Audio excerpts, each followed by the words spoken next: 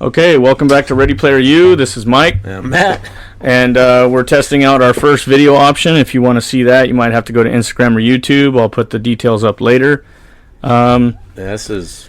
it's weird looking at me in the video. I mean, after how many episodes? Listening to ourselves.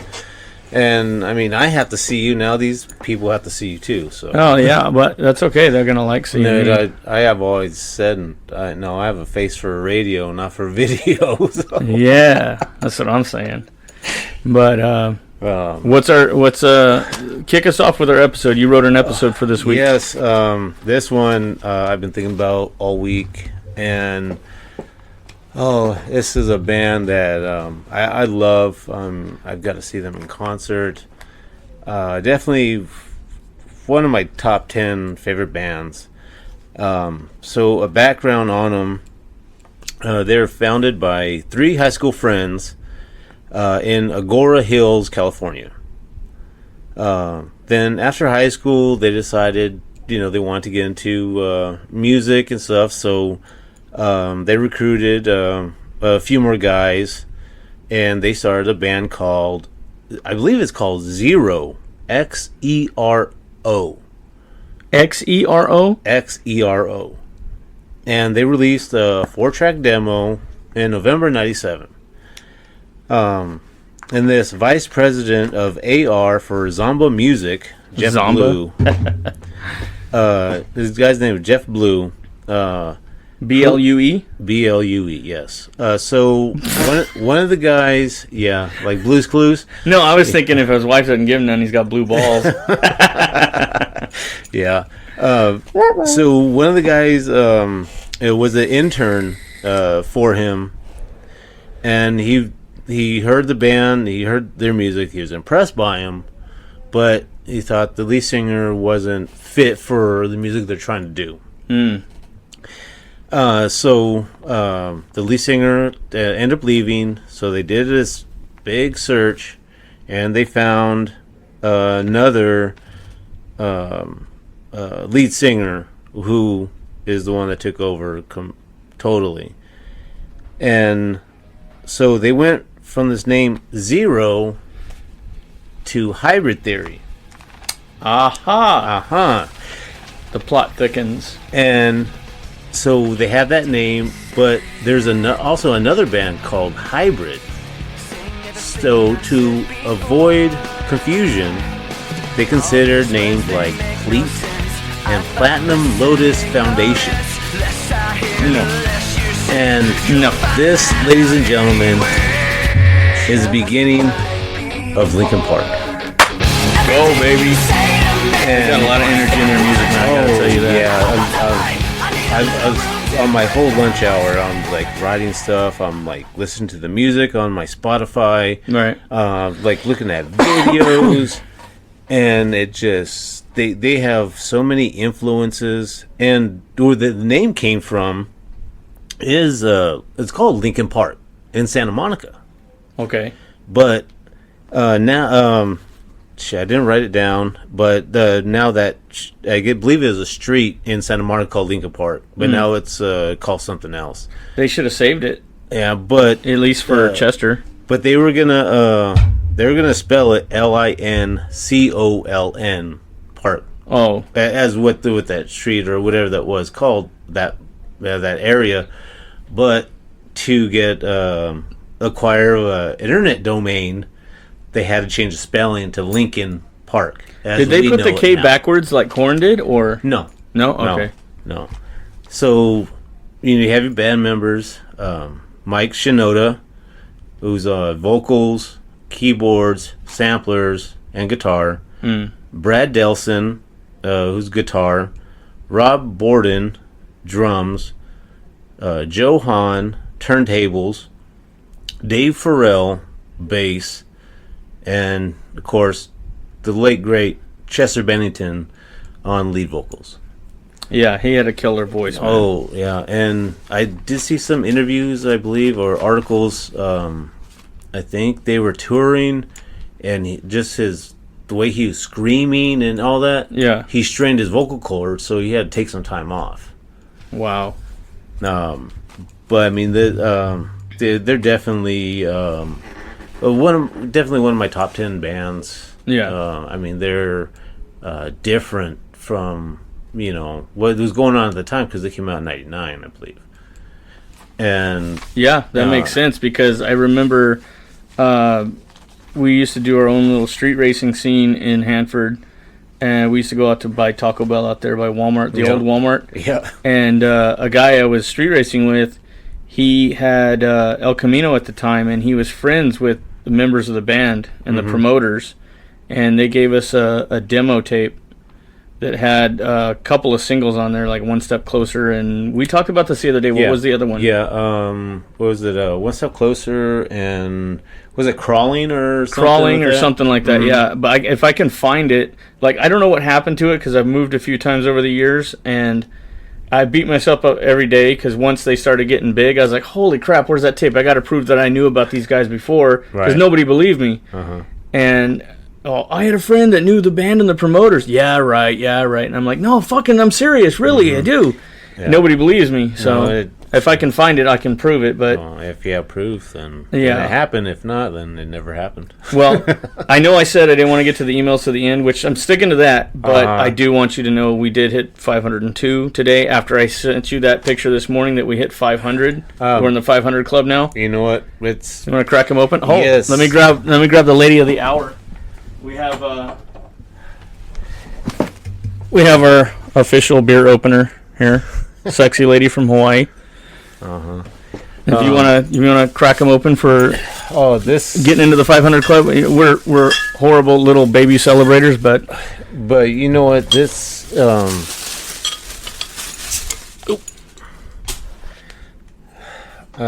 this is something. I mean, this is something definitely to to celebrate. We just started off as just two guys. I came up with a stupid idea. Drinking with my buddy one time. He was like, "Hey, you know what? We talk about wrestling, music, movies, just random shit." I'm like, maybe some people would enjoy listening to two assholes that have known each other for 30 years. Well, I remember you telling me that you had brought the idea up to a few people, and everybody's like, yeah, that sounds great, let's do it, but nobody would step up. And you told me about it when we were having that beer for your birthday, and I was like, fuck yeah, let's do it. And I just started ordering equipment. But here's the 500, breaking into the 500 club. Oh, yeah. So. Oh, God, that tastes good after today. Yes, sir, it does. So, what are your first, besides getting that demo of Linkin Park, you remember, like, when they first, made it big? When, what was the first album that you heard, when they first came out? Like, when you heard, like, some of the songs, you're like, oh, shit, because, those demos, they're not always, polished. Yeah, so this demo, this sampler, whatever it was called, single, it was, it sounded very studio quality. I don't remember what it was labeled on there. I remember it being like purplish, black, gray, something on there, and I don't know if it had their name on it or the symbol, but when you pulled, it was in a thin little sleeve, and it was just one single cassette tape, if that doesn't date the shit out of us, but... I was listening to the CD in the car right now, so... Yeah. But I don't remember what the first album was called. I know it was like Meteor Theory or... No, that was Hybrid Theory. Hybrid Theory was the first album? Yeah, it was the first album. Yeah, so when I heard that, and they had that one... what was the fucking hit song off of that one? Was that One Step Closer? One Step Closer, Crawling. I remember hearing that on the radio. End. There's this, that whole album is... Well, when One Step Closer hit... I remember hearing that on the radio. KRZR. And I remember thinking, I have that fucking demo tape. I have that shit. It's got to be at my mom's house somewhere, or I don't know. I go over there and check on her dog since she's on vacation right now. So nice. I'll head over there in a day or so and then just start ransacking my old shit that's over there and see if I can find it. Hell yeah. I did want to see. We need a name for this lady here. I don't know if we can get you a close up. Oh, yeah. So we need a name for her so we can refer to her when we're opening the bottle on... For you on audio, it's a half-naked lady in a bikini, and she's a bottle opener. Yeah, man, I wouldn't expect any less from you. You'll have to check our Instagram at Ready Player U. Yeah, we're gonna have to put some pictures of. We'll put some pictures up, and then and you guys, just give us a follow, and give us some suggestions about the name. Being it's the first video, I kind of want to fuck around a little bit. Yeah. So they have tons of influences because they were one of those. That's probably during the new metal wave, because you had Limp Bizkit, you had Korn, you had all these different bands. So I looked it up, and a lot of their influences are just kind of just random and kind of out there, which is like you wouldn't expect them. Yeah. Okay. So they had like the Misfits. Oh, I definitely like the Misfits. And then they got Limp Bizkit, Soundgarden, Alice in Chains, Stone Temple Pilots, Nirvana, Nine Inch Nails, Red Hot Chili Peppers, Metallica. Yeah. But then you got Beastie Boys, Run DMC, NWA, Rage Against the Machine, and the Beatles. The Beatles. That's what I said. Huh. Now I see the play between the rock bands and the rap bands because of that Shinoda, one cat that on there, Mike Shinoda. Yeah, he just sat there and ripped up lyrics, dude. And it was the first time I'd heard. I shouldn't say it's not the first time I've heard rap and rock put together because Aerosmith and Run DMC did shit and things like that. But when I heard his style of rapping come on there with Chester Bennington screaming, I was like, "Holy fuck, dude! It's been done before, but not like this. This is a new level of what the fuck is this?" Right. Yeah, and it's not only that was on KRZR, so and it meshed well. It did. And just a little history on them. They have 7 studio albums, 3 live albums, 2 compilation albums, 12 video albums, 68 music videos, 10 EPs, 35 singles, and a bunch more random shit. And it was... And then, do you remember that album they did, Collision Course? I heard a song from them today that came on an album I had never seen before, and I didn't know they had done it, and I can't remember. I think I downloaded it, but we're recording, so I can't pull it up to tell you what it is. But no, I don't think I remember. The Collision Course, that was a mashup with their songs and Jay-Z. Jay-Z? I didn't know they did that. So, if you guys know of Collision Course, it was a mashup that Linkin Park and Jay-Z had did. So you take, let's say, like 99 Problems, but it's over the music of like In the End or something like that. Oh wow! So then you'll have Points of Authority lyrics over one of Jay-Z's songs. Interesting. It's actually there's some. The only one I know of that Jay-Z didn't approve of it, and was it DJ Danger Mouse, this independent artist?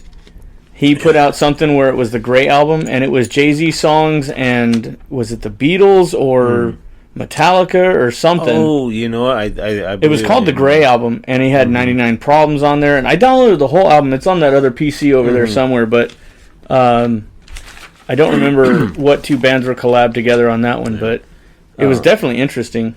Yeah, so just as before we get more in depth into the albums, I just want to do a little. Here's some trivia for you. All right. The song "What I've Done"? Yeah. From Transformers. Yes. The first live action. Yes. And I mean that's.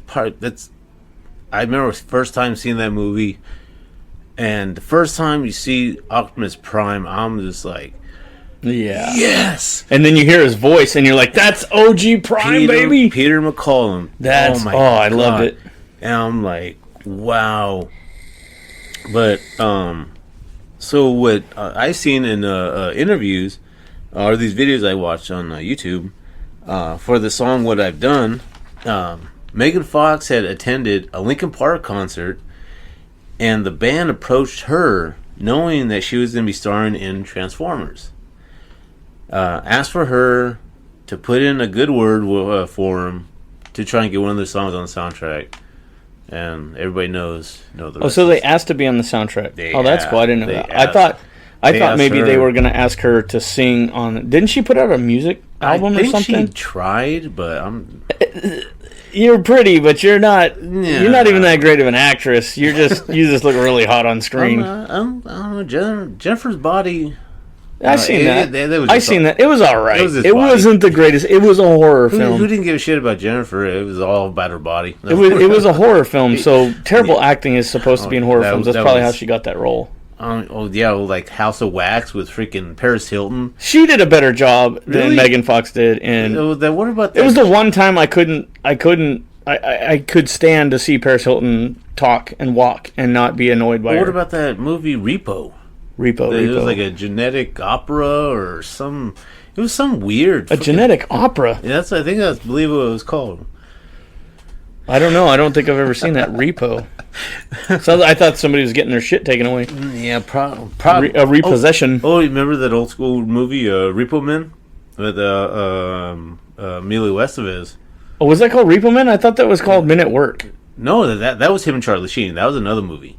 Oh, Jesus Christ. Yeah, I think this one was... I think they repoed like body parts or some shit like that because it's set in the future. So if you can't pay your bill, then you're getting your arm taken back or some shit. Damn. Well, I could be wrong. It could be a mix of different fucking movies, but... I do blend shit together sometimes. The only one I remember about body parts getting taken was the Midnight Meat Train with that one dude who doesn't talk and Gone in 60 Seconds. I've never seen that. Dude... Fucking killer ass movie. I heard that shit was this. Bradley Cooper was in that. Oh, that's what I heard. Yeah, it was good. It was good. I think I own it. Yeah. I don't know. I was a pirate for many years, so. Yeah. So then after the first Transformers, then they had then they're doing the part 2, I believe, Revenge of the Fallen. Yeah. And they came out with that song New Divide. Was part 2 called Revenge of the Fallen? I believe that's I believe that's what it was. I think that was the second Transformers movie. Speaking on the subject of Transformers, you saw the new one. Yes. Was there a Linkin Park song in there? No. No. I know they haven't written anything new, obviously, but there could be a song that they throw in there. No, because this is a sequel to Bumblebee. To the Bumblebee independent one they did? Yes. With that little girl in the garage? Yes, that. This is a sequel to that? Yeah, so I never seen that one.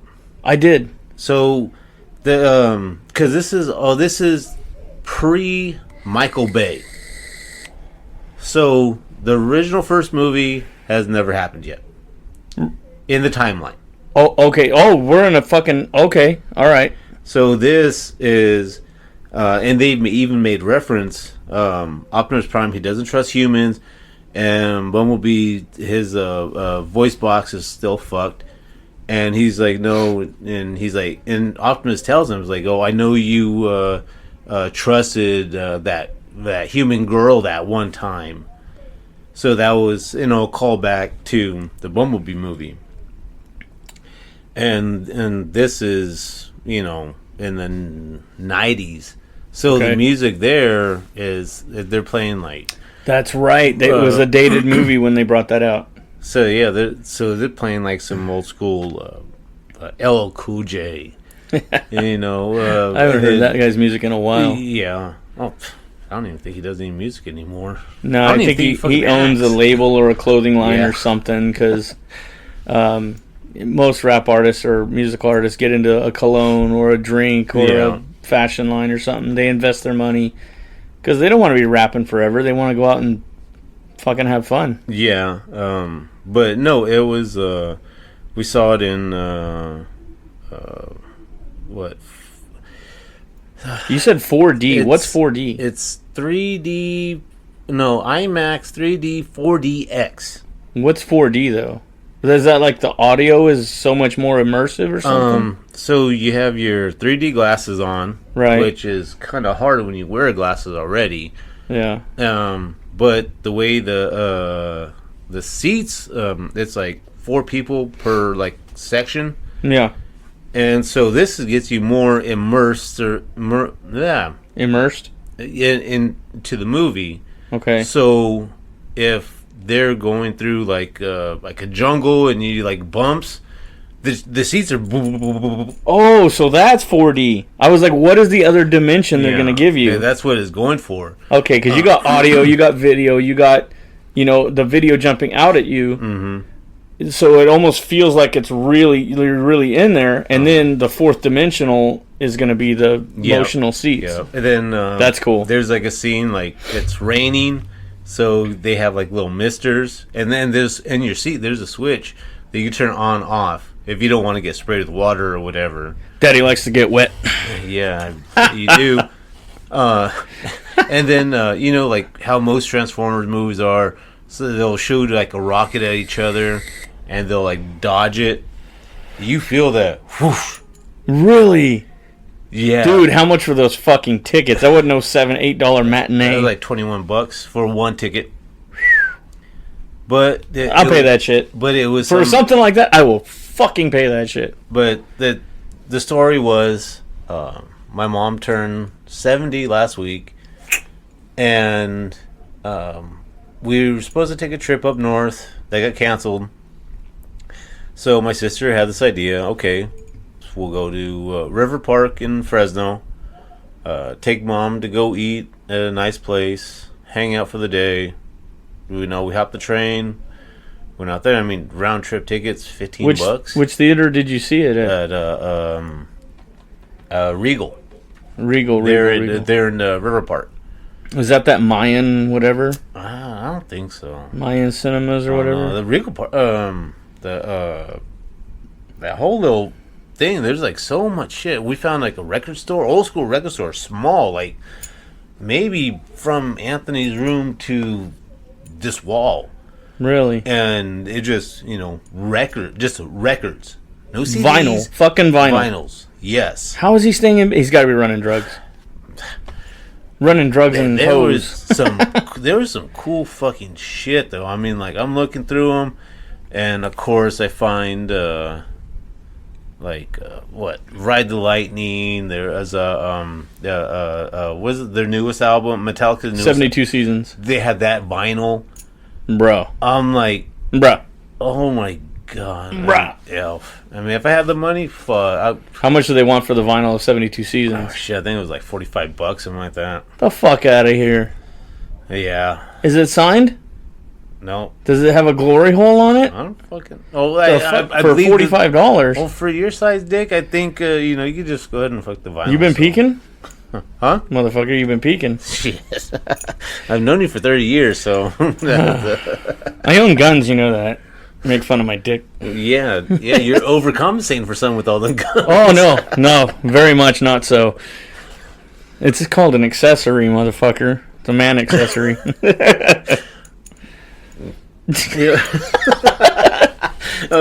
Okay, so going back to Revenge of the Fallen, yes, it was the sequel to the original Transformers movie. Okay, but no Linkin Park songs in there. No, on the Revenge of the Fallen, yes. I mean, the Rise of the Beast. Rise of the Beast, no.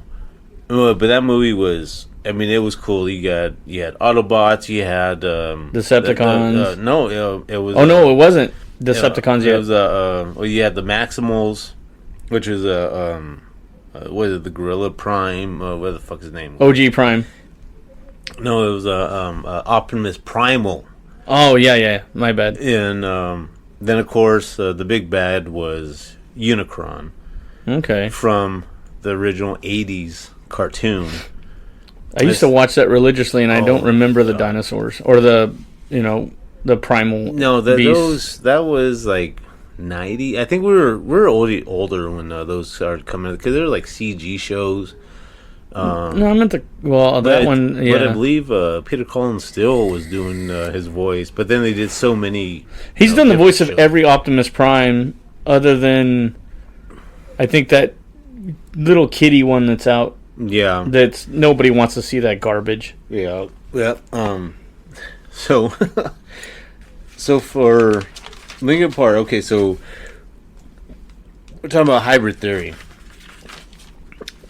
This, I don't know. I between Hybrid Theory and Meteora, I think Hybrid Theory is probably my favorite. Yeah.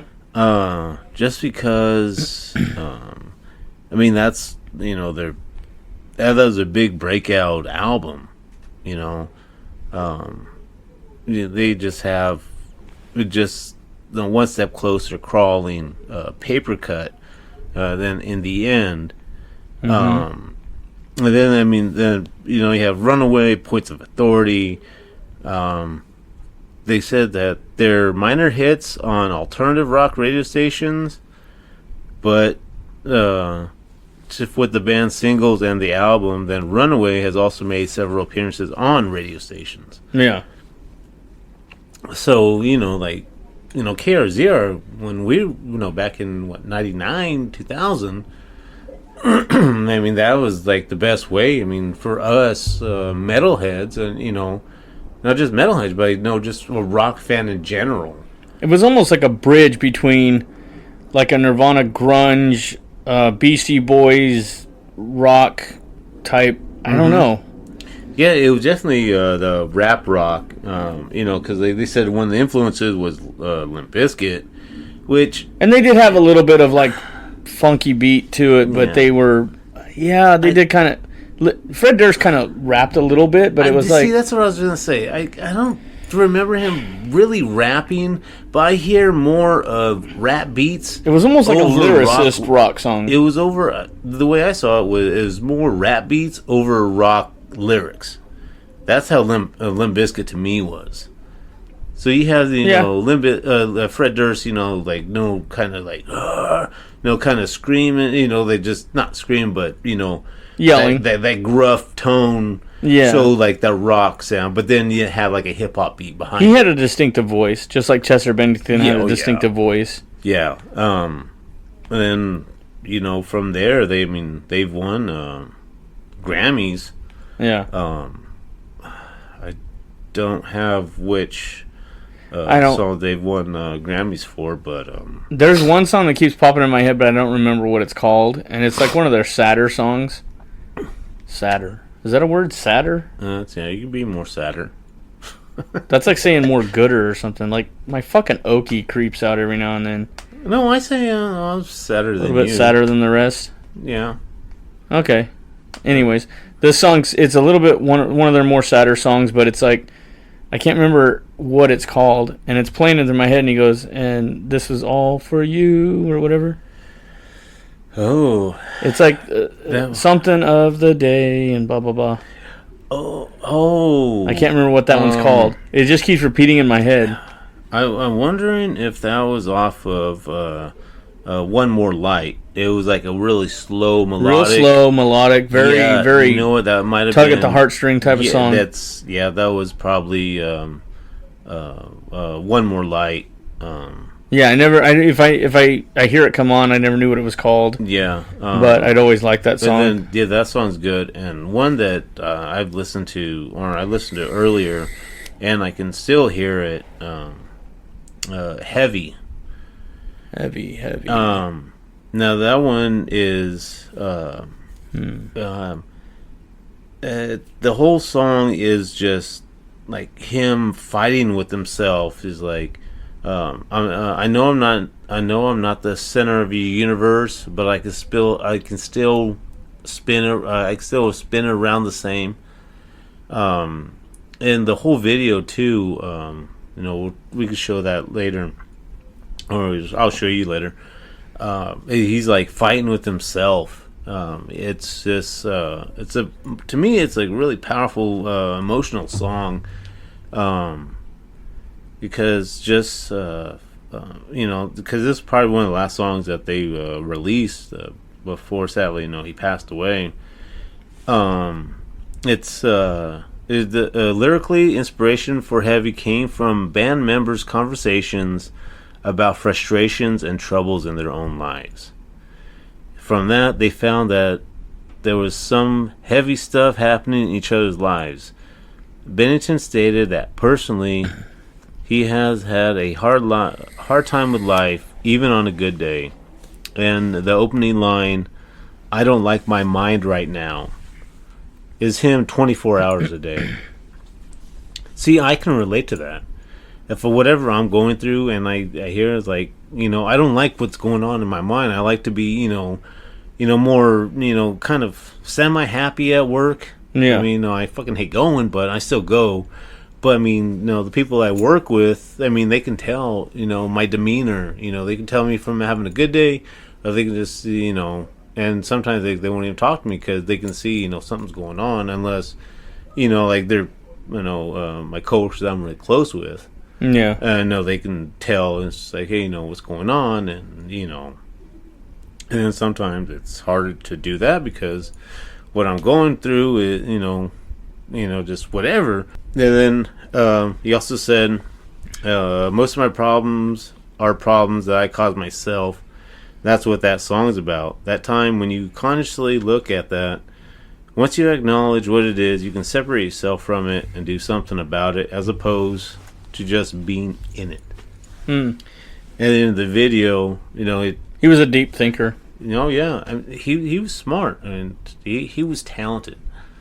I mean, it's sad to know what happened and everything, but no, he's definitely he was definitely a talented artist. I think he's definitely top 10. Me being a big conspiracy theorist, I know I don't think he killed himself. No, I don't think he did. I don't know. To me, I see the opposite. Because I believe that he did, when he passed, he committed suicide. It was Chris Cornell's birthday, or a year to the day that Chris Cornell died. One of those two. I think it was a year to the day we were talking. Yeah. So, I mean, that was his best friend too. But I mean, that could be another conspiracy theory because Chris Cornell. Him and Chris Cornell were coming out with that video, that documentary about trying to end child trafficking. I seen that. So, if I had more free time, I would definitely track down the remains of that documentary to try and preserve it, because that shit probably got destroyed. Oh yeah. Lighter note. See, sometimes now since we're doing this first time video, I mean, you can see our see how we react to each other and stuff. Yeah. Meteora. There's also some great songs on there, and some that actually, I can resonate with too. Somewhere I Belong. Yeah, that's a good one. That's a great song. It's a very good song. I've always thought like I was just somebody passing. You could pass by in the halls or pass by in the store, and no one knows the fuck I am. Yeah. I mean, I have a small circle, but then there's people that know me. Yeah. And I've always been in that middle from like, okay, acquaintance or friend or yeah. And then there's Faint, Numb. Numb was really good. That one I'd listened to probably more times than any other song that they've done. Was that song "Dig It Out" on there? No, that song was very high energy, and I loved it. With a shovel up out of reach somewhere, and he just gets into it. Yeah, I think it's on one of the next albums. I believe so. From the Inside was a good song. Then Breaking the Habit. Breaking the Habit was good. That video too, like animated. I think I've seen it once or twice, but it's been so long I forgot everything in it. Yeah, it was. I mean, it debuted at number 1 on Billboard 200, selling 810,000 copies its first week.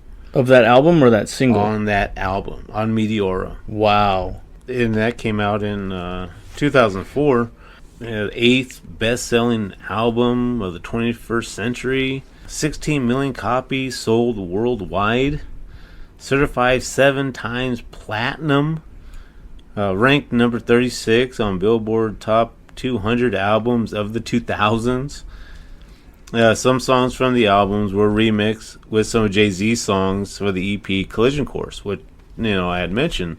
So I want to kind of say some of what the tracking's on there. Dirt Off Your Shoulder, Lying From You, Big Pimpin', Paper Cut, Jigga What, Faint, Numb, Encore, Izzo, In the End, Points of Authority, 99 Problems, One Step Closer. And so it's a mix of, you'll have the Linkin Park music with Jay-Z lyrics, then you'll have Jay-Z music with Linkin Park lyrics.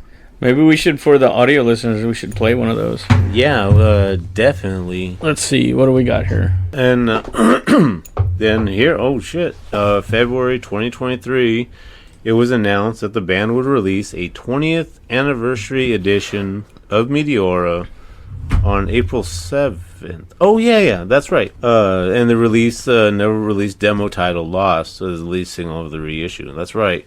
Meteora just hit 20 years. Okay, so what was the name of that album? Collision Course. See, why would they do a Meteora but not a Hybrid Theory? That's what I want to know. They should have named the Collision Course with Jay-Z. Should have named it Hybrid Theory because it's a hybrid of two different... Yeah, but that was the name of their... Yeah. Okay, so let's see. What's one of the songs you want to hit off of there? There's... Oh, they even have a video of it. Yeah, that's the full DVD. No, we don't want the full DVD. We just check out the artwork on that though. That's cool. that artwork is pretty dope. Okay, so we got the album right here. He keeps trying to get me. There's Numb, Encore. Do that one. Numb, Encore. Yeah. Thank you. Far too kind. Yeah. It's not gonna show up on the video. I'll have to cut this part out for the video. Do you want more? Cook and roll with the Brooklyn boys. So for one last time, I need y'all to roll. Now what the hell are you waiting for? After me, there should be no more. So for one last time, make some noise. Get him, Jay. Who you know fresher than Ho? Riddle me that. The rest of y'all know where I'm lyrically at. Can none of y'all mirror me back? Yeah, hear me rap, it's like Han G rapping his prime. I'm young H.O., raps Grateful Dead. Back to take over the globe, now break bread. I'm in Boeing Jets, Global Express. Out the country, but the blueberries still connect. On the low, but the yacht got a triple deck. But when you young, what you expect? Yep. Grand opening, grand closing. Damn your manhole, crack the can open again. Who you gonna find open a him with no pen? Just draw inspiration. Who you gonna see you can't replace him with cheap imitations of these generations? Hardcore, do you want more? Cook and roll with the Brooklyn boys. Yeah, you can find Points of Authority, 99 Problems. Now what the hell that one, I bet you anything else pops off. So I gotta type in. No, I just put in Jay-Z and Linkin Park, and they should pull up J.U. Yeah. Jay-Z, Linkin Park? Yeah. It's probably going to come up with the same results. Yeah, the one you're looking for would be Points of Authority, 99 Problems. Jigga What? Oh, Faint. right there. Point. There it is. I stopped the video over there. Oh, that's cool. It started recording again. What the fuck is going on?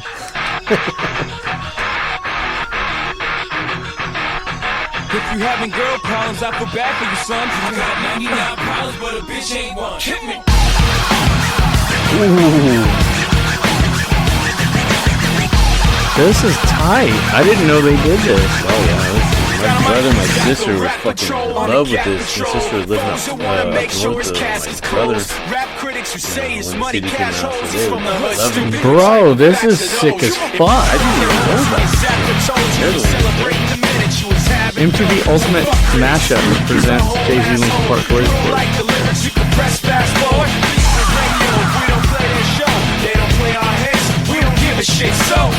All these bags trying to use our ass, so advertisers can give That's funny, I was listening to Spotify during my lunch, and this song actually came on my Spotify. It's from Linkin Park radio. I'm about to start downloading this album. How many tracks are on this album? I don't believe it had that many. I believe it was like 8 songs. Dude, I like that. That's sick as fuck. 6 songs, 21, 15. If you want to go back, yeah, just a little bit to that. Do you saw the video? Okay. Yeah. Go forward, right where? No, go back. Right, a little more forward. Where that drip is on the artwork, right there. Okay. Check this out.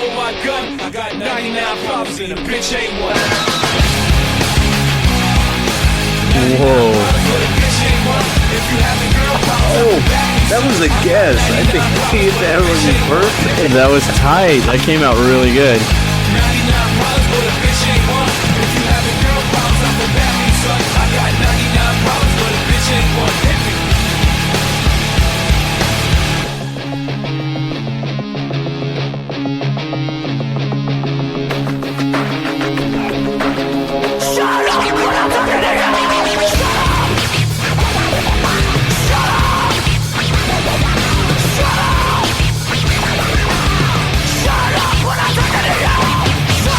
This is sick.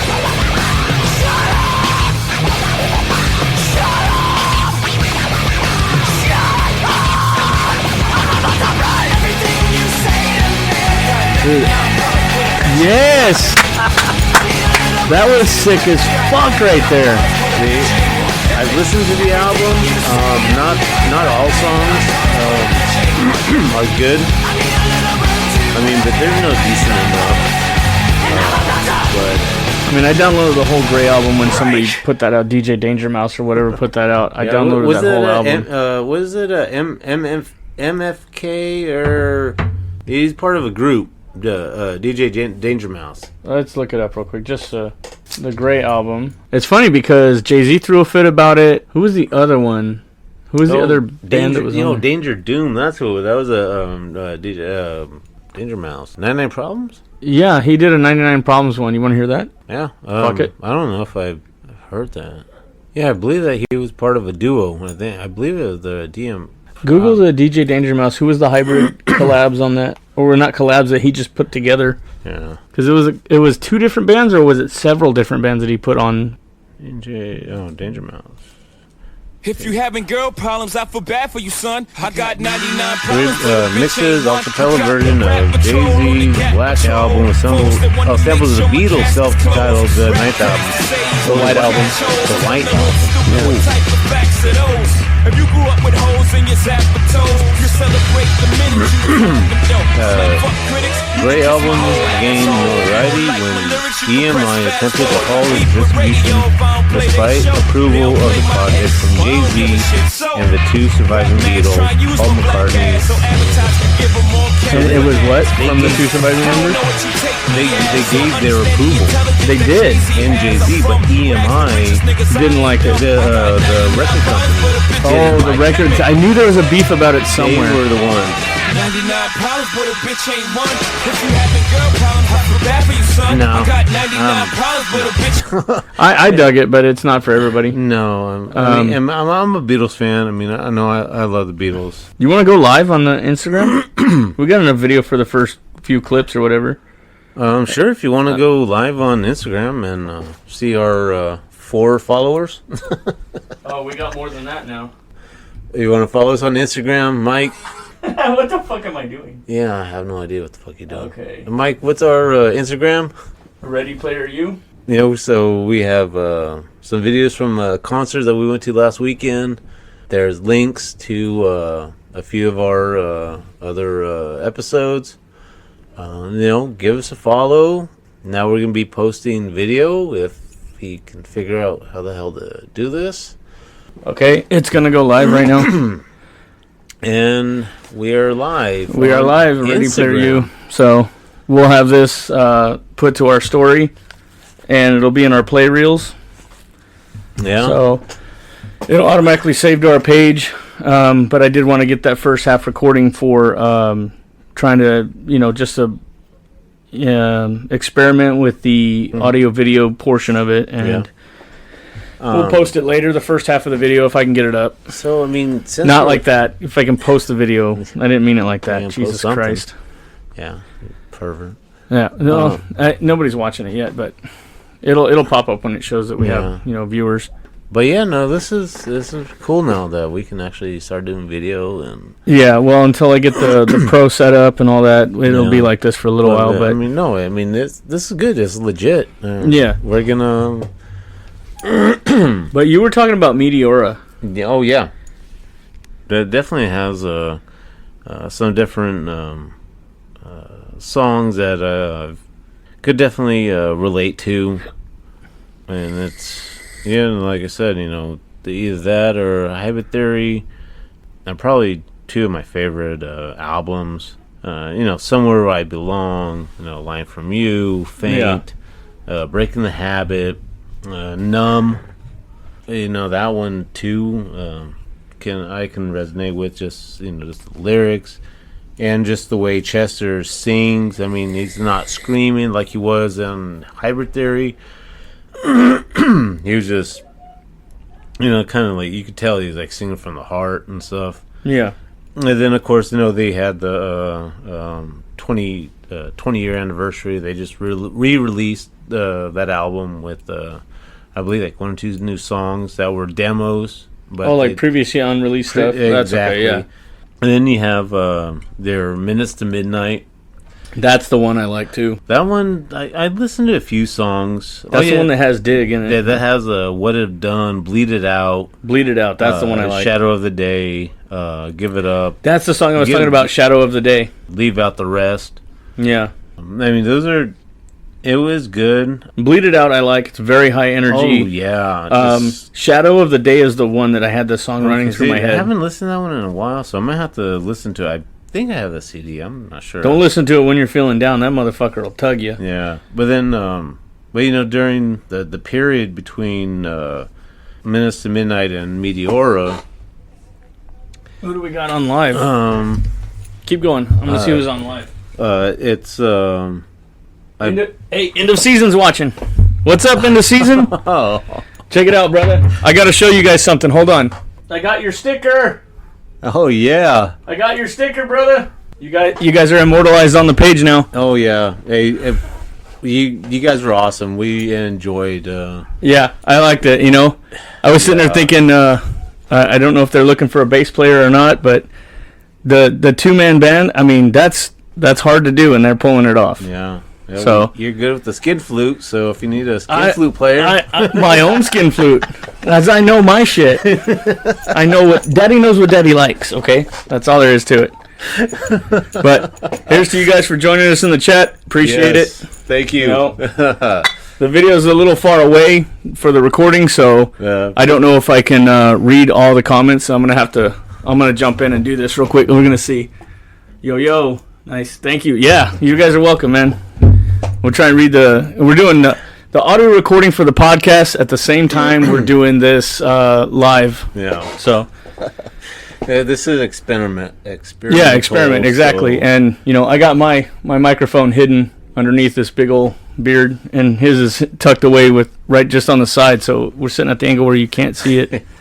Just revealing all the secrets here. Yeah. So, we'll just, this is cool. I mean, I like digging the video and be able to do this. So if you guys haven't been listening to the cast, but now you're jumping in, I've been talking about Linkin Park. That's what today's episode is on. For the past almost hour. Yeah, we're about 52 minutes in right now. Well, thanks. I was going to tell them that, but... Roughly an hour. We could round up. Yeah, okay. Yeah, we'll call it an hour. And we're not even half through their discography. We're at the Minutes to Midnight album. After that, I really didn't listen to much. I think that's when I kind of started listening more to, get more into like Slipknot, with the new albums. Yeah. System of a Down, just old, like more, heavier shit than what Linkin Park was doing. Yeah. Which, I mean, I still love them. I mean, they're still a great band. Still one of my favorites. But just at that time, this was 2007, so it was probably, less than 2 years after my dad had passed. So my taste in music definitely changed. I was listening to more, metal, rock, scream your fucking head off. Yeah. Like, fuck you, fuck your dog, fuck everybody type. I don't know about fucking dogs. I don't know about yeah, that. so, I mean, that during that time, that was probably about 10 years or so. I definitely, started getting back into, being the cool, calm me, not just this angry fucker that just, don't cut off his friends and shit like that, You got to keep your circle as tight as possible. You got to know who you can trust and whatnot. But I know when I was going through a lot of music changes, expanding my horizons, I KMFDM, MXPX, which is like a Christian band as well. Okay. And then I like a lot of Ruby, like the band who plays Ruby Soho. I can't think of their name off the top of my head for the life of me. Any other time, no problem. As soon as we get on camera or on mic, I'm like, duh. I get all fucking retarded, but... Oh, you're duh anyways. You know, I like... There's another ska band that's out right now that I like a lot called The Interrupters. The chick is smoking hot. She's married to, like, the bass player or the guitar player or whatever, but she is absolutely killer voice, almost like Joan Jett. Okay. And she even covers one of her songs. Fucking killer voice. Oh, wow. Great band. So, you know, just going off of, you know, going down their discography, their fourth album was A Thousand Suns, which was an actual concept album. But looking at the singles here, I don't think I've listened to many. I wonder if they classified it as avant-garde, like Avenged Sevenfold's new album. Yeah, well, this was dealing with human fears such as nuclear warfare, so it was a concept album. So like end of the world type shit. Yeah, I kind of dig that.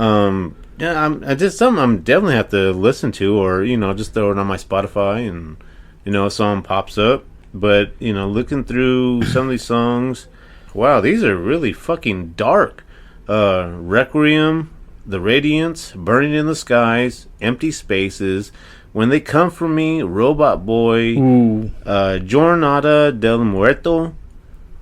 Yeah, I was sitting there. Came out. Yeah, I was like, holy shit! You finally showed a little Mexican here. Yeah. Just don't show your little Mexican. I don't want to see that. That little Mexican lady love. Waiting for the End, Blackout, Wretches and Kings, Wisdom, Justice, Love, Iridescent, Fallout, Catalyst, The Messenger.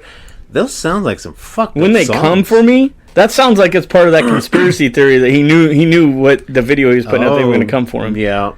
So trying to expose the bastards. See that album, I don't know much, and they did Living Things, which was their fifth album. Then I told you the other day, like Burn It Down, Lost in the Echo, Powerless, Castle of Glass. Burn It Down, I think I've heard that one. And maybe I've heard that one. This was familiar territory, comfortable in their own skin after years of experimentation. Resulted with 2 previous studio albums, The Midnight Thousand Suns. Well, see, at that point, they had established their listener base, so they were okay to experiment. And if they lost a few listeners, if they gained some listeners, they were at the point where they could do that. And it just like Avenged Sevenfold, they got their following. Yeah. Oh shit! I mean, just kind of like us, and we're trying something different now. I mean, we are definitely in the fuck around and find out stage. That's for sure. Yeah. And who cares? I mean, exactly. I mean, we're out here trying to promote other bands like End of Season, Out of the Ring, Hour 13, and then even Out of the Ring is starting to promote us a little bit, which is pretty cool because you know, true leaders try to get everybody to come with them. Bosses try to get them to do what you want them to do. And we're not trying to do that. We're trying to be leaders with everybody else. Since the beginning, too. I mean, you know, like local bands, you know, from, you know, Kings County or, you know, Fresno County, Kern County, you know, whatever county you're from, you know, here in the valley, you know, asshole of California. You know, I mean, that's something I've always had in the back of my mind. Even small businesses, too. Right. You know, you got the Agua Fresca, which, by the way, that drink is fucking awesome. I don't have their bottle here anymore. I had saved one of their bottles. You know, I did too, and I tossed it when I cleaned my room last weekend. I get into this cleaning phase every now and then. I'm just like, fucking go. Well, I was off for 6 days. I had nothing to do, so I'm like, fuck it, I'm gonna find cleaning my room and get rid of a bunch of shit. Yeah, there you go. Yeah, so the Living Things album, I'm not really familiar with. Some of these songs, I may have to go back. There's not enough hours in the day to absorb all the music I want to absorb. I mean, I built a Bluetooth speaker and then I have it playing all day, but I'm so fucking, I'm just going. Yeah. I can't hear it all. Then they did their 6th album, which was Hunting Party, which, man, like I told you, like I never. Who are they fucking hunting? And this is the first album since Meteora, and that was in 2002 and 2003.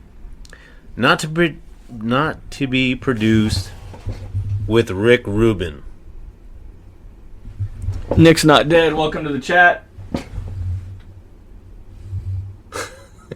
You look like a lost dog. Like, Jack Ash Ammon joined. What's up, brother? Random Blue joined. How you doing?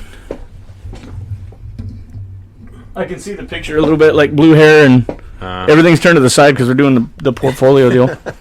So this is their first album not to be produced by Rick Rubin. Okay. Now Rick Rubin. So definitely a different sound. And if you guys know who Rick Rubin is, if you're a fan of music, you know who he is. I mean, he's worked with everybody from BC Boys, Ghetto Boys, Run DMC, Public Enemy, LL Cool J, Danzig, Metallica, Slayer, Danzig, The Cult, Red Hot Chili Peppers, Strokes, Weezer, Audioslave, Aerosmith, Linkin Park, of course, Rage Against the Machine, System of a Down, Johnny Cash, and the Chicks. Now the Ghetto Boys, I like their shit. Mind Playing Tricks on Me is probably exactly what I was going to say. Took the words out of my. You beat me by half a second. That song plays at least 2 to 3 times a week when I go on my random Pandora. I haven't spiels. listened to that song, and so, but just that opening, just the din din din din din din din. That's a like. I just turn that shit up, and I'm just like, yeah. Oh, that song is But then you got Public Enemy too. Yeah. We got some that's people who pave the way for a lot of artists that are out there today. I mean, but this like Rick Rubin. I mean, this is the guy that produced all their shit. I mean, he did. He was with Metallica. I mean, these fucking legendary bands. And this is their first one without him. And again, I don't know any of these songs. Guilty, All the Same, Until It's Gone, Wasteland, Rebellion, Final, Masquerade. See, that's the thing. I didn't even know they had made that album. Yeah, it's stylistically, Hunting Party is a departure from the electronic rock experimental sound of the band's previous 2 studio albums, The Thousand Suns and Living Things, and marks the return of the band's new metal sound. Album described by Shinoda is simply a rock record. So you see, this song... So there's not as much rapping on there, not as much electronica I'm in going to there? have to check it out. I mean, it sounds like it's worth a listen just because it's different. Maybe it could be a mix of maybe Hybrid Theory and Meteora, because more like, the rock, scream. So if you have a hybrid of a hybrid, does that put it back to normal? Because they said it's just a rock album. It's more like just a rock album. Because they got rid of it. So if you remix a remix, it does go back to normal. So, I mean, fucking question answered. Oh, yeah. Well, or if you guys that know music and you have an answer for us, but these I'm looking at these songs I'm not too familiar with. Oh, but they do have a song called Rebellion with hopefully I can say his name right, Darren Malakian. Malakian? Don't say it right. Aluminum. Yeah, aluminum. No, Darren Malakian. Malakian. From System of a Down, dumbass. No, I'm trying to say it right, dumbass. No, you weren't. Malakian, right? Malakian.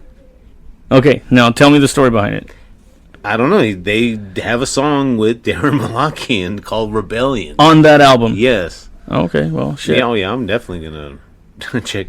Oh, and Guilty, All the Same, featuring Rakim, who's an old hip-hop artist from, 80s, 90s. See, it's not popping up in my brain right now. There's an instrumental called Drawbar featuring Tom Morello.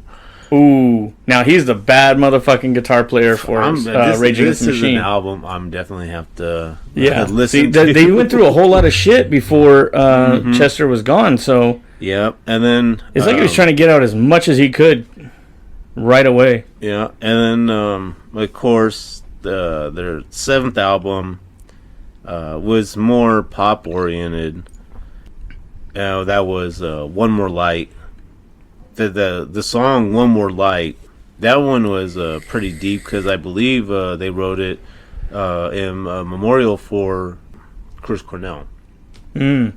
I believe. I mean, I could be wrong. Well, what's up, Timmy? Welcome to the chat. So then of course then on that album there was Heavy. They said when they worked with a British songwriter, and One More Light. One of the band members had attended a funeral of one of the band's friends, right? And asked what he wanted to write about. He said that the only thing he could think about was a friend who passed.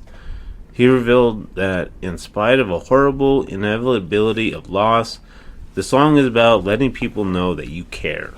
After Chester passed, I believe they did do a cover. I think some other bands got together and did that song for him too. Just like One More Light, is out. I could see where they're going with that. Yeah, and I mean I thought still doesn't top that Collision album. No, that thing is fucking awesome. I'm definitely downloading the whole thing.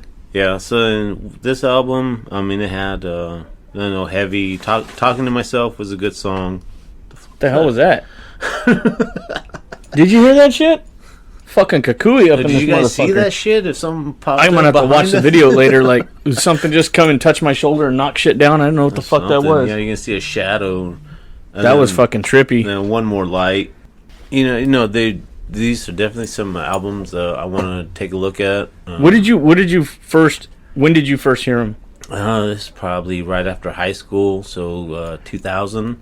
You heard them after high school? I heard them after high school. I heard them while I was still in high school. I might have. So you might have jumped in at a different album than I did. No, it was Hybrid Theory was the first one that I listened to. That I heard that my buddy had. Oh, that's right, because I had that demo of theirs before. So yeah, that makes sense. You know about them before me, but like through high school, I was listen. It was like Tupac, Snoop, Dr. Dre, all that kind of shit. But then I just started hanging out with a different crowd. Mm-hmm. Actually, making friends. Actually, yeah. And then they were showing me, the different rock bands.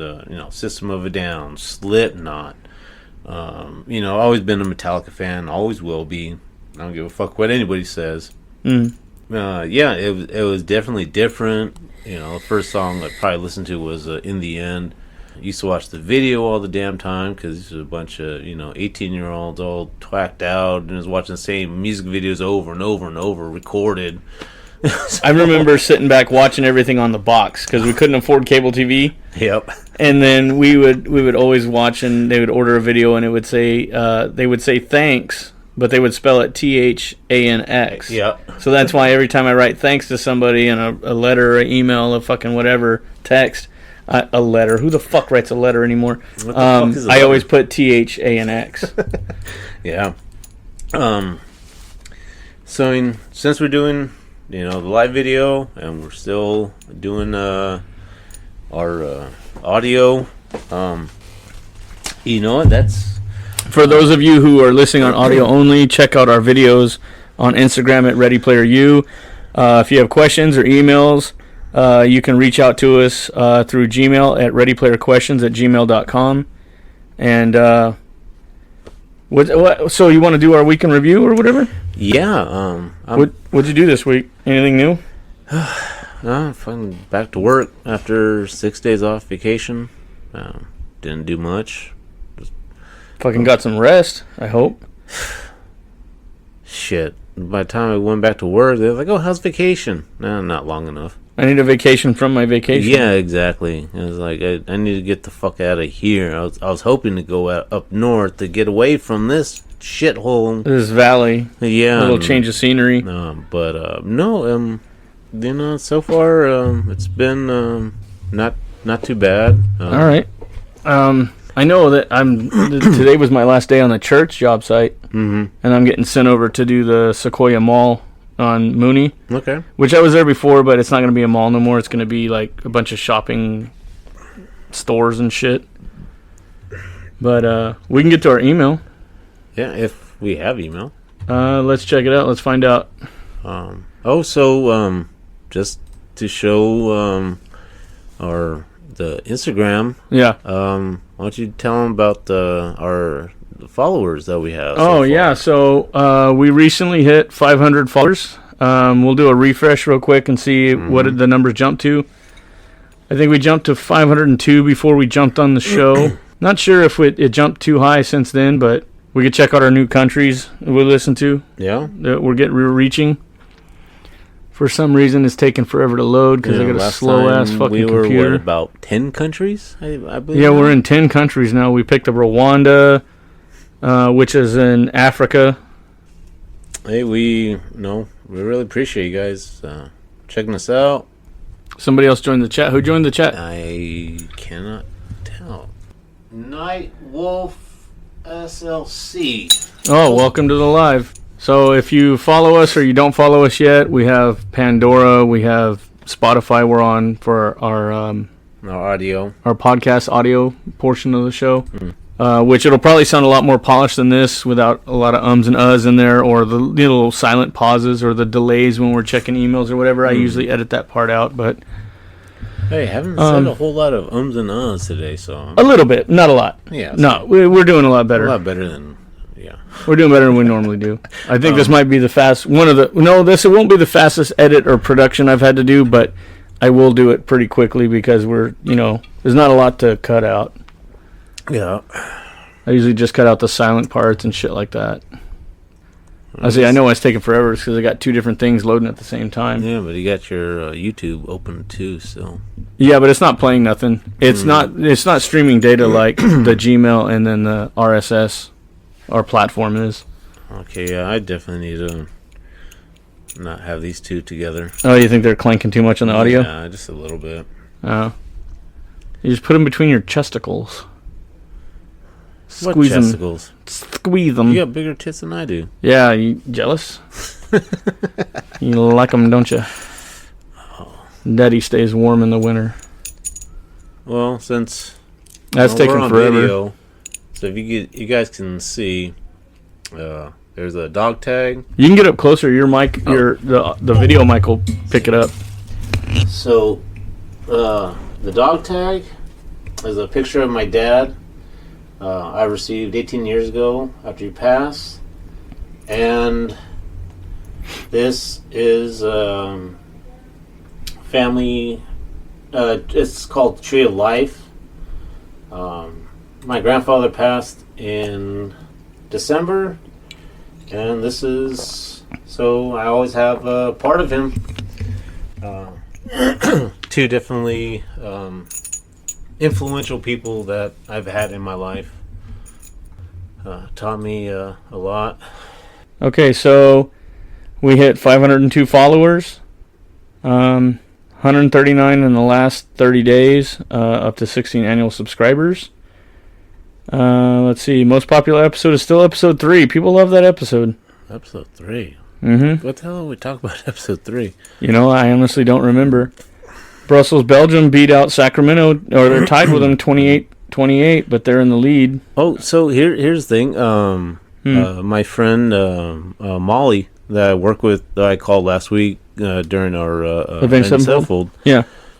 She said that her boyfriend is following us now. Sweet. On Ready Player U? On Ready Player U. On the Instagram? No, on one of our I don't know one of our platforms on either podcast. Spotify or Pandora. I'm like, what? Fucking A. Like, yeah, and she's never met me. He's never met me, and he's like, she was telling me today. He's like, hey, he asked her. It was like, hey, so is that the guy you work with? And she's like, yeah. She's like, does he really sound like that? He thought, like the audio was distorted or something, and she was like, no, that's how he really sounds. Oh, wow. Let's see if we got any new countries here. Oh, 2 listeners in France with no location. Oh, so 2 in Lemoore. 2 in Lemoore. Oh, wow. Detroit. 2 in Kingfisher. Medicine Hat, Canada. Medicine Hat. We got 1, 2, 3, 4 different locations in Canada. Tacoma, that's Washington. Mm-hmm. Windsor? Windsor, Canada. Okay, Kigali, Rwanda. Uh-huh. Banglamung, Thailand. Borna, Germany. 1, 2, 3, 4 in Italy now. Oh, wow. Mountain home. I think we looked that up last time. Versailles. Yeah, Versailles. It's French. That is so weird to say it like that. Versailles. Elkton, Gatlinburg. Dude, that's Georgia. Gatlinburg? Yeah. Oh, I've never heard that one. Reading. Oh, is that Reading? Santa Clara. Oh, yeah. Yemen. We only have one in Yemen still. One in New York. Yep, that's it. You know, all you guys that have been listening to us from the beginning, you know, we really appreciate it. When I came up with this idea, I've never thought that we'd hit 500, let alone 5. Yeah. I thought it was just going to be, okay, some random bullshit, and maybe a few people listen. Now we're up to over 500, and hopefully, you know, share it with your friends, families, some people that you may think that, hey, you want to listen to some assholes talking shit and whatever. You know, we're all from different walks of life.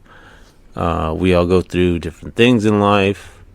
And hopefully, you know, some of our stories can resonate with you, and maybe even the music that we talk about. Maybe just give you some more ideas on, you know, different type of music that you listen to. You know, we're not trying to promote anything. I mean, this is our own opinions. You know, we definitely really appreciate, you know, you guys listening to us, and 500 listeners. That is freaking awesome. When he sent me that text this morning, I'm like, yes. I was like, that's fucking awesome. Yeah, I wanted to check it before I went to work and to see what we had hit. And I was like, oh shit. We definitely hit 500 listeners, because it updates every hour for a certain amount of time, and then it stops updating for a little while. And then I was like, okay, I'm going to hit refresh. And I just started putting my work boots on and shit like that. And then I look up, and I was like, oh, shit. So I had to get a screenshot on my phone to send it to you. That way it would show up clear instead of taking a picture of my monitor. It gets all grainy when I do that. Right. Okay, let's see. Emails. What do we got here? We got another one from Timmy. Timothy Studer. Your girlfriend and your mom switch bodies, and you have to fuck one to switch them back. Who are you fucking? Ooh. Oh, no. That's dark as fuck. What the fuck is wrong with you, Timmy? Her mother's not your mom. Oh, maybe I read it wrong, because it's, okay, your girlfriend and your mom switch bodies. You have to fuck one. Your girlfriend and her mom. Oh, okay, I read it wrong. Okay, it was a correction here. Oh, wow. I was like, wow. What? No, I'm not going there. No. Yeah, I read that shit wrong. Oh, my God. Good thing I didn't try to answer that shit. As you, I'm like, Well, at least I know where I stand. I would never answer that question. It took him a day to fucking... No, but look. Yeah, because this is a correction. This is a correction. So, listen. Your girlfriend and her mom switch bodies. You have to fuck one to switch them back. Who are you fucking? Oh. Well, if my girlfriend's inside her mom's body, that means I get to try out the mom to get my girlfriend back. I did it for you, babe. I did it for us. Yeah. Depending if the mom is like... Yeah. We're talking how old are you when you do it? Exactly. So that's my... If you're both 16 or both 18 or 21 or whatever, and the mom is still looking fresh and fine... That's weird. Then you could go for that. But let's say you're 35, 40, and she switches bodies with her mom. Okay, so... Her mom might be too far gone to try and do that. It sounds like a fucking... what's that movie? The old movie that the mom... switches places with the daughter. Oh, remember they did the remake? They did the remake with Lindsay Lohan and Jamie Lee Curtis. Yes. Freaky Friday? Freaky Friday. Yeah. You're talking about a Freaky fucking Friday fucking shit on a Friday. Oh. Yeah, and so that, I mean, fuck it. I'm down. As long as she's of age. Yeah, well, I mean, you just fucking do it. I would say I'd have to go for the mom. Because at least that way I know what it's going to be like in 20 years, 30 years. And I get a guilt-free get out of jail card to get the girlfriend back. But maybe you want to just stick with the mom maybe in your girlfriend's body because she's got more experience. Cook, she knows how to do different shit. You have to fuck one of them because eventually it's going to happen. So let's say you're fucking the girlfriend. Do blowjobs count? I mean, you don't gotta fuck them all the time. Either way, let's just say you that's the scenario. You got to fuck one of them. But if you fuck the girlfriend with the mom's mentality in the girlfriend's body, she's got experience. She's more limber. She's more agile. And she knows what to do. And then the mom could be our age with her knees popping every time you sit down. So right, but she's not about the bullshit and all that. She's about to get down and get dirty. But the girlfriend's got everything fresh and tight. Like that shit has been Ziploc sealed, Tupperware with experience inside of her now. No. With the mom in your girlfriend's body, I mean, you have to blow the dust off the pussy, or I mean, that's the girlfriend in the mom's body. That's the thing. One of those, the mom could be as freaky as the daughter, but they don't know that. Yeah, they won't know that. You can know that. You can keep that all to yourself. See, that's a good scenario. I would say that's like a double-edged sword, because if you're having sex with a mom to get the girlfriend back, you can experience the mom's body to see what it's going to be like in 20 years. Yeah, but then at the same time, the mom's going to have the experience inside the younger daughter's body, where she's going to have, like, I got all this experience in a tight young body now. Let's roll the dice. But then once everything switches back, it's going to be fucking awkward knowing that you fucked both of them. Only to you. Only if you can't handle that. I'm mentally strong. I'm mentally strong as fuck. I'm down. Let's go. Let's see what it's all about. Just to get to my girlfriend back, yeah, I probably would fuck the mom. Well, either one, you'd have to... Okay, so... You have to fuck one of them to switch them back. So it doesn't matter who you fuck to get them back. Yeah, well...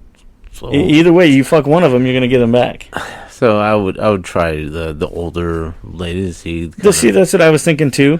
But at the same time, now that I'm thinking about it... girlfriend in the mom's body, so maybe just do the girlfriend and see what kind of freaky shit that the mom would do. Here's another question.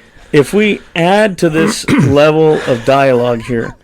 If the mom is in the girlfriend's body, can the mom still get pregnant if she's in the girlfriend's body? So you got this young 20-something-year-old body that can't get pregnant because she's already hit menopause? Yeah, exactly what I was about to ask right now. Like, okay, that's bareback joy right there. We're talking the old slide and glide. We're talking cum dumperous right there. We're talking cream pie city right here. It's like a holiday. And that's the best dessert for her. You give her the old cream pie. Or give her the throat pie. Fuck it. I don't know about that. I don't want to kiss my kids goodbye. Oh my goodness. She'll feel them in the stomach later, and the kid's trying to get out. I don't know. Ooh, I don't know about all that. That sounds... Okay, I don't know. Okay, they get the protein. Timmy, that's one fucked up question. That is a fucked up question, but I did enjoy answering it. That was fun. Yeah. So let's get to some music here. What the fuck are we doing? Yeah, we went a little out of order, but we wanted to, since we brought up the emails, we would answer them. Yeah. I would say just to get it out of the way, since this was a Linkin Park episode. Maybe play a clip of Heavy. The one featuring Kiara? Kiara, yes. This is a really good song. Makes me, hate being inside my own head sometimes, listening to the song. And you gotta... have you heard this song before? I have not heard this song. At least I don't think I have. It's definitely different. It's not their regular sound. All right, let's give it a go here. I don't like my mind right now. Stacking up problems that are so unnecessary. I did hear this song before. Down. I wanna let go, but there's comfort in the panic. And I drive myself crazy, thinking everything's about me. Yeah, I drive myself crazy, 'cause I can't escape the gravity.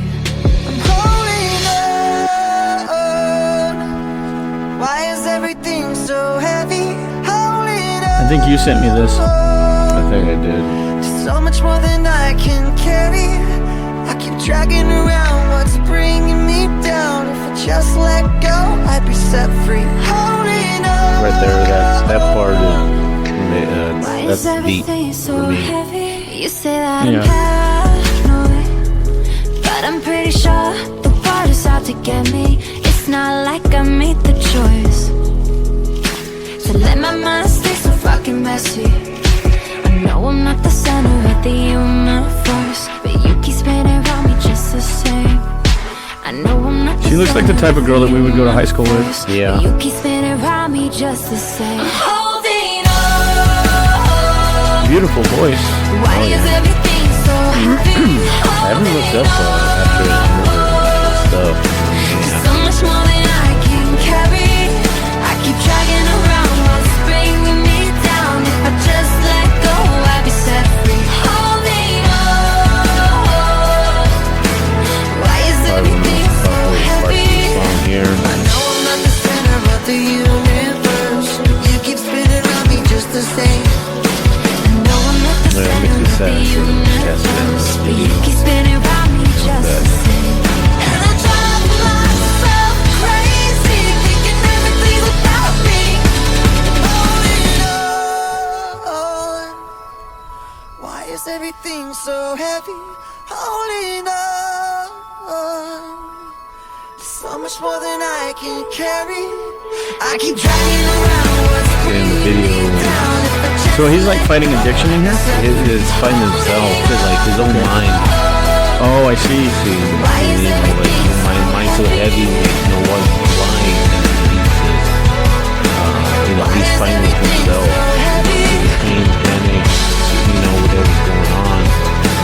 Why is everything so heavy? And the mind is the one that fucks his ass up. Huh. Yeah, so that one is it's definitely it's a powerful video. What was that one that I was talking about earlier? Was it One Last Light or oh no Dark of the Day or Shadow of the Day? Shadow of the Day, yeah. That one I like a lot. Why you like goth girls? What the fuck is that? Oh, that's that gal. She was talking about how a whole generation is into goth girls because of characters that were in TV shows. I don't think I've heard the song in fucking years. Yeah. Here we go. 4 minutes? Are you gonna play the whole thing? I don't know if I'm going to play the whole thing. Okay.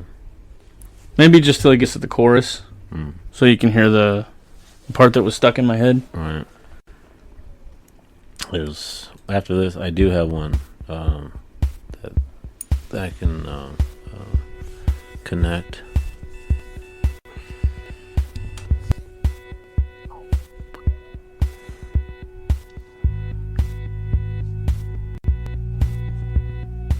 So before the song kicks in, but no, one thing we didn't talk about, that Chester was in a couple movies. Yeah, that's right. He was in Crank 2, two different characters. Yeah. And he was in Saw 3D, I believe. I'm gonna have to go back and watch the Saw and the Crank. I've seen Crank 1. I don't know if I saw the other one or not. I think I did. I don't know which one was it. He put the fucking the clamps on the nipples to jumpstart his heart or some shit. Or no, I think he put it on his tongue in one, and then he put it on his nipples on the other one or some shit. I remember. I don't know who his girlfriend was in the movie, but he fucked her in public to keep his adrenaline going. Yeah, but at a racing or something. Something like that. It was out. He bent her over a mailbox or some shit. Or something. Yeah, I haven't seen those forever. I close both blinds and turn away. Is the audio? Sometimes solutions aren't so simple. Sometimes goodbye's the only way.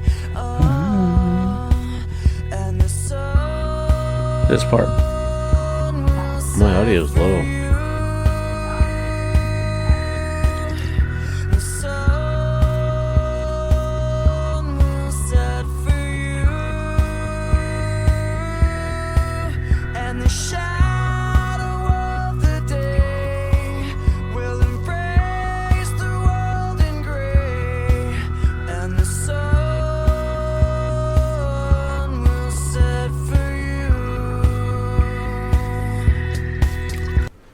Anyways, that's the one. That's the part that was stuck in my head. Yeah. Kind of piggyback on heavy. Not what's on heavy. Because like your mind's playing tricks on you, and stress. So I was thinking of 21 Pilots. Stressed out. Mm-hmm. Yeah, because the same thing can make your mind feel like that too, and that's I just want to play a clip from that. I mean, you want to throw in a different band song on this one? Yeah, well, we can do that. I mean, if you think about it, like both songs kind of connect. I mean, your mind's getting heavy, from the stress that you're going through. But I mean, it's a different. I mean, I'm pretty sure 21 Pilots, like the way their sound was influenced by Linkin Park. So I mean, that's my theory. I mean, if I'm wrong, then I don't know. It might just play out that way. I'll have to look them up to see. All right, here we go. 21 Pilots, Stressed Out.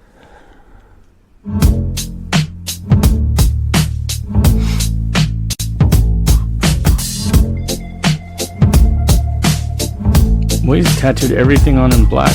Hands and his I wish neck. I found some better sounds no one's ever heard. I wish I had a better voice that sang some better words. I wish I found some chords in an order that is new. I wish I didn't have to rhyme every time I sang. I was told when I get older all my fears would shrink, but now I'm insecure and I care what people think. My name's Blurry Face and I care what you think.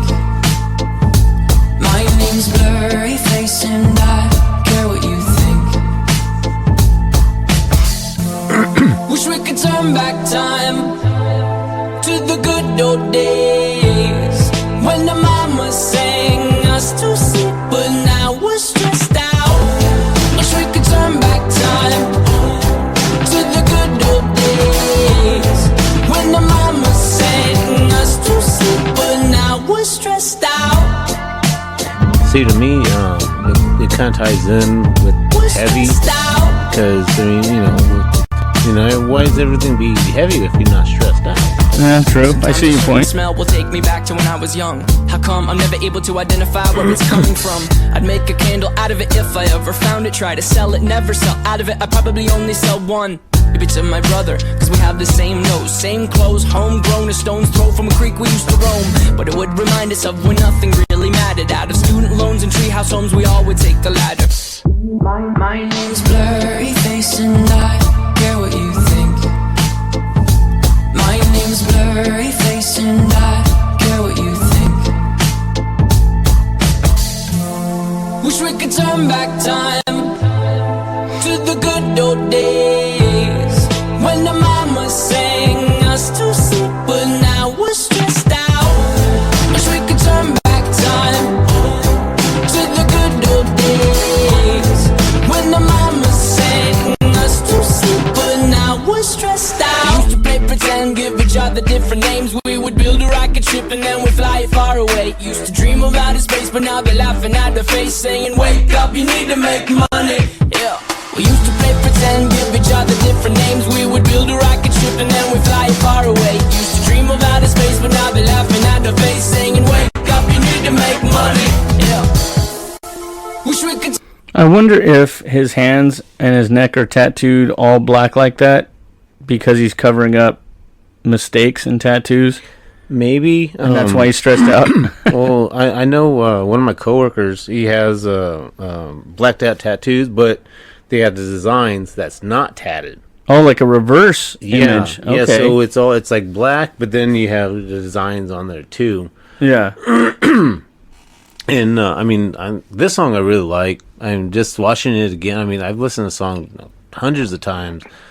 It kind of, his look and his style of moving around. It's kind of reminiscent of maybe of Chester Bennington.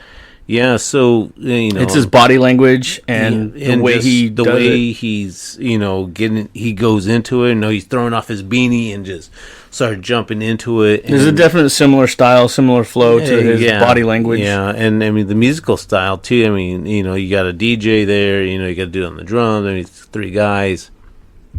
Let's see. Dig It Out, I thought was a really good one by Linkin Park. Oh yeah. That one definitely had some serious energy to it. Oh, you mean Bleed It Out? Yeah, Bleed It Out. Dig It Out, huh? Linkin Park, Bleed It Out. Hey, this is fun, though. It was cool doing it live. Oh, yeah. And when you guys watch the video, you guys listen to it, yeah, we appreciate the views. Even if tuning in and all that. We definitely like that when you guys tune in. And if you guys didn't hopefully look at our ugly asses for that long, but hey, every view counts.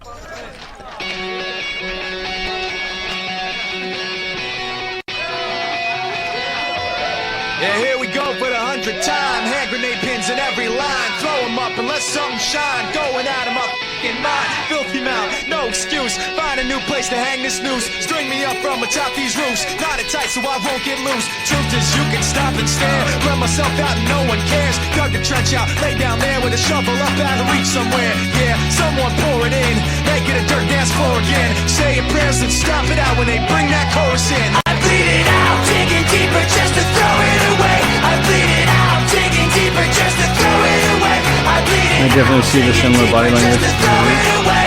Just to throw it away.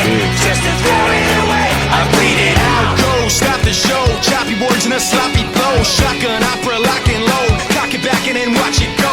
Mama help me, I've been cursed. Death is rolling in every verse. Candy paint on his brand new hearse. Can't contain him, he knows he works.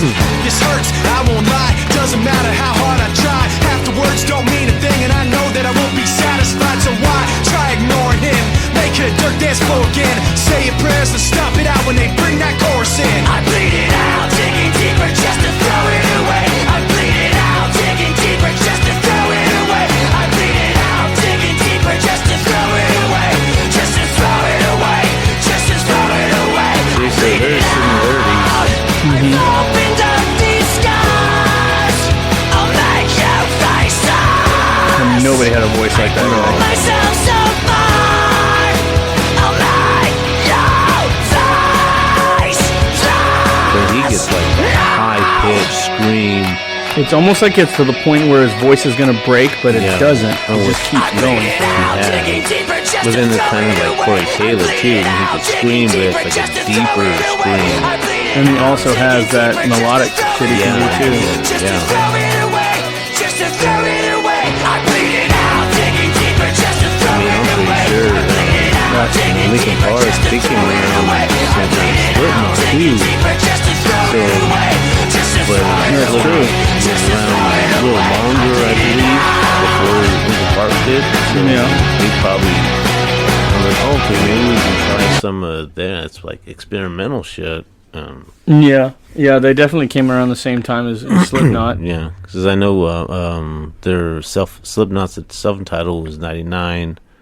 Yeah. And I think that's the same year Hybrid Theory came. Oh, no, I think Hybrid Theory came out 2000 somewhere, maybe around the same time. I'm gonna have to.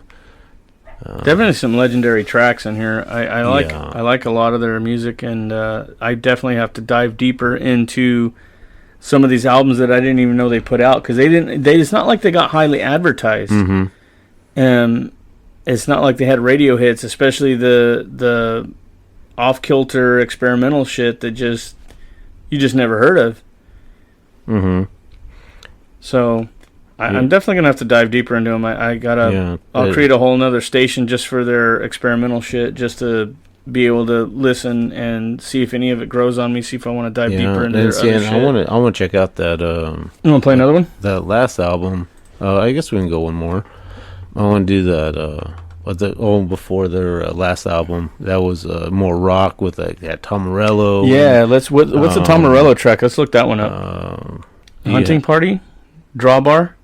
Let's see. There's Guilty All the Same with Rakim, Rebellion with Darren Malakian, Drawbar with Tom Morello. Yeah, I mean Linkin Park and Tom Morello. That's two different like practically different genres. A little bit.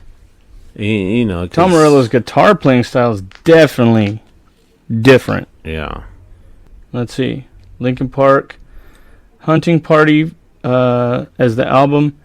Drawbar is the song featuring Tom Morello.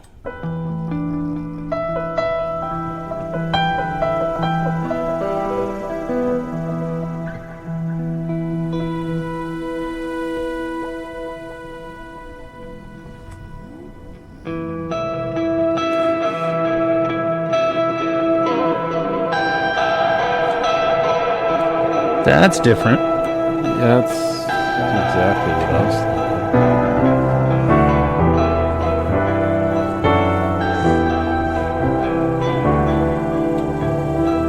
See, I mean, definitely we can, once you get that video card and we do picture-in-picture, we can do some of these songs that we haven't listened to. We'll do the videos with the reaction.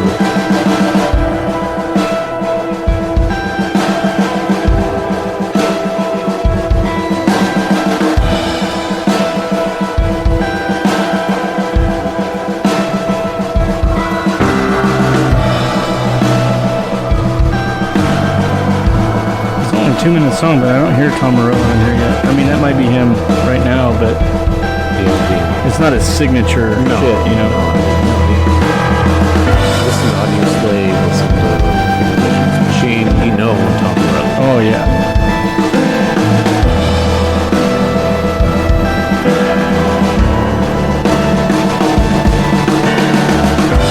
You know, it's crazy. Tom Morello played with Chris Cornell and Audio Slave. Yep. And he appeared on the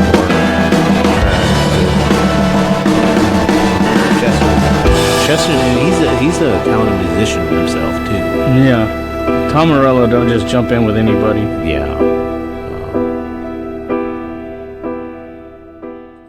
Okay, that one just doesn't sound like it's Yeah. going to have the whole lot of... I mean, But- he's on there doing the simple stuff. It might have just been Well, like I believe them having fun. I've listened to enough of them. I think Mike Shinoda, he was playing, probably doing keyboards or piano, or that That could is have true been because Chester. that is one of his styles that His he's signature, good at. yeah, in His musical instruments. Yeah, but no, that's different. It's definitely different. I didn't. That was the experimental shit, huh? No, it was the albums before that. You know what? Let's go some old school. There's the last song. We did hear a piece of it on the Collision Course. Mm-hmm. So they just play the regular song, Points of Authority.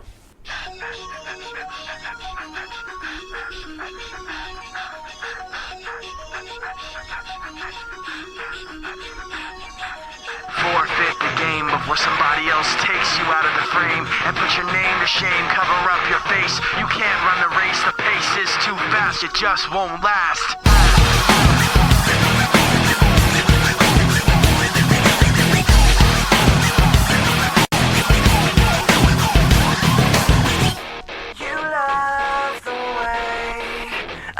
Okay, I think I remember this song now.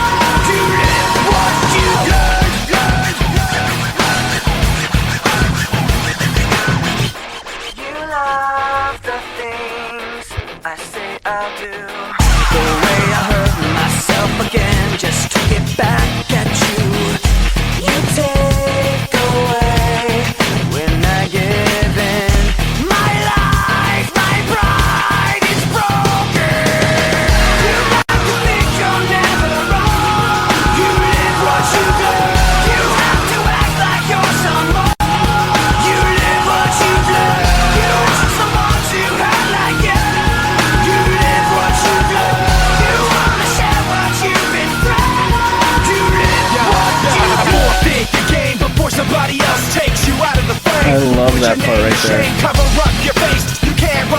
And it was a good mix with 99 Problems too. Yeah, that was a really good mix. But this one right here, where he comes in right after Chester stops, or he fades his voice out, and he jumps in at the perfect time, and he just starts throwing it down lyrically, and it just keeps you pumped up. It keeps the energy going. And if you ever get the chance, Mike Shinoda was he had a side project while he was with Linkin Park.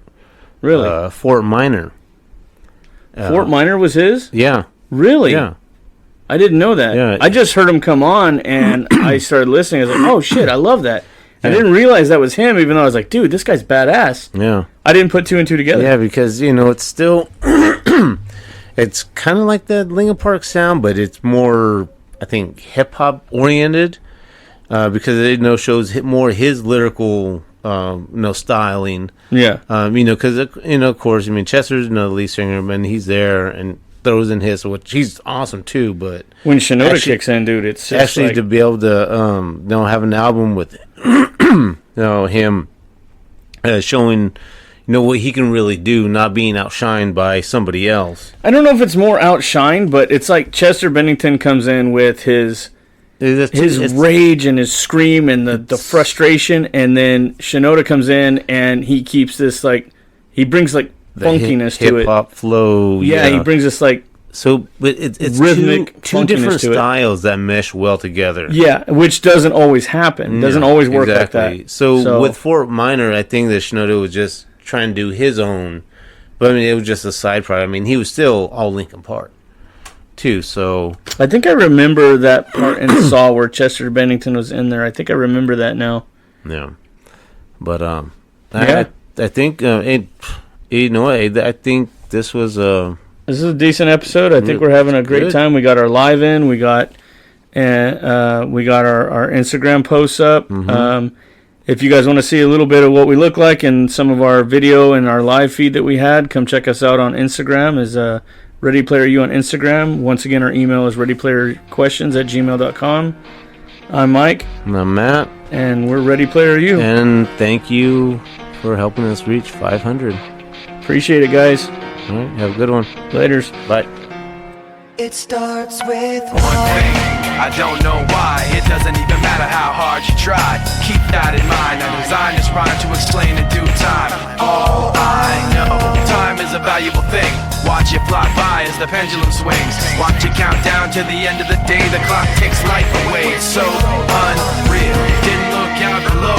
Watch the time go right out the window. Trying to hold on to didn't even know I wasted it all just to watch you go. I kept everything inside, and even though I tried, it all fell apart. What it meant to be will eventually be a memory of a time I tried so hard and got so far, but in the end, it doesn't even matter. I had to fall to lose it all, but in the end, it doesn't even matter. One thing, I don't know why. It doesn't even matter how hard you try. Keep that in mind. I designed this rhyme to remind myself how I tried so hard. In spite of the way you were mocking me, acting like I was part of your property, remembering all the times you fought with me, I'm surprised it got so. Things aren't the way they were before. You wouldn't even recognize me anymore. Not that you knew me back then, but it all comes back to me in the end. You kept everything inside, and even though I tried, it all fell apart. What it meant to me will eventually be a memory of a time when I tried so hard and got so far, but in the end, it doesn't even matter. I had to fall to lose it all, but in the end, it doesn't even matter. I put my trust in you, pushed as far as I can go.